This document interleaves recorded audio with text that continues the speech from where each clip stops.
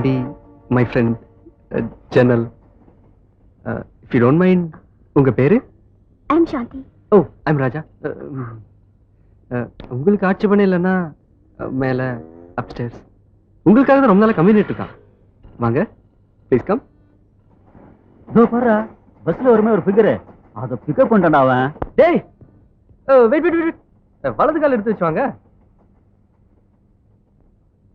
டேய், இவங்க சாந்தி, he is my friend Chandru, என்னோட உயிர் நண்பன்.